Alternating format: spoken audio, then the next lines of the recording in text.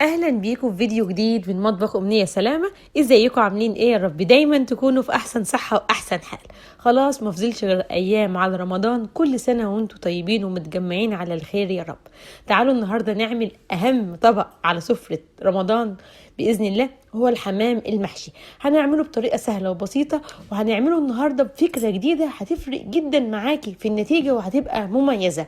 بس قبل ما نبدأ الفيديو أحب أفكركم أنا أمنية ودي قناتي، ولو دي أول مرة بتشوفيني ما تنسيش الاشتراك وتفعيل زر الجرس علشان توصلكم فيديوهاتي الجديدة.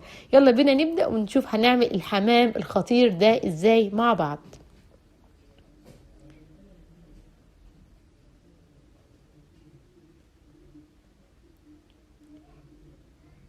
اول حاجه هنا لازم تختاري حمام يكون سنه صغير، يعني تكون زغاليل وتكون كده ملحمه كده وحلوه عشان نلاقي حاجه ناكلها فيها ما تبقاش معضمه.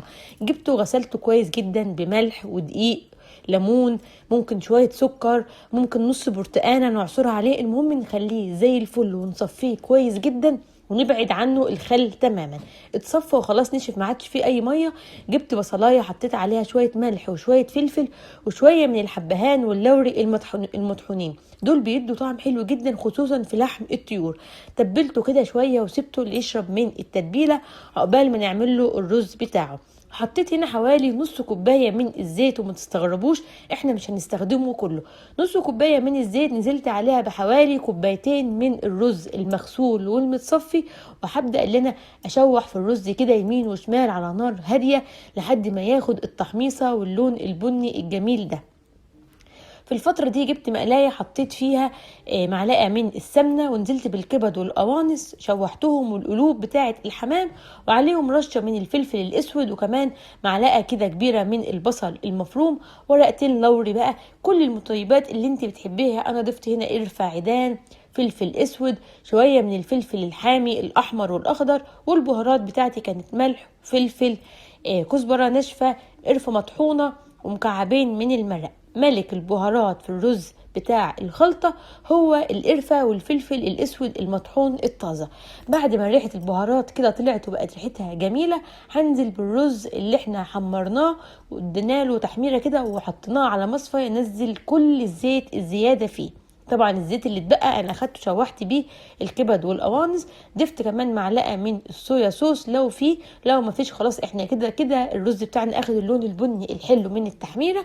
وهضيف نص مقدار الميه، دول كانوا كوبايتين من الرز، ضفت لهم كوبايه من الميه وسبته على نار هاديه لحد ما اتشارب. وبعد كده طلعته سبته يتهوى في طبق مفرود، وكنت مجهزه بصلايه مفرومه بحبه ملح وفلفل زي المرته كده، وهنزل بيها كده نيه على الرز بتاعي اللي انا سبته يتهوى وما عادش فيه اي حراره. مش مستحب ابدا ان احنا نحشي اي طيور بحشوه تكون سخنه، نسيبها تهدى كده او حتى تبرد علشان ده الاصح وده الافضل. هاخد كده الحمام بتاعنا هبدا ان انا احشيه كده من الرقبه بتاعته، وحامله الصدر بس ما يكونش الاخر، يكون كده شايفين مبحبح كده وما يكونش مكتوم لان الرز لسه هينفش. وحشيت القلب وكتفت كده الرجلين والجناحات، وده كان شكل الحمامه بتاعتي زي الفل.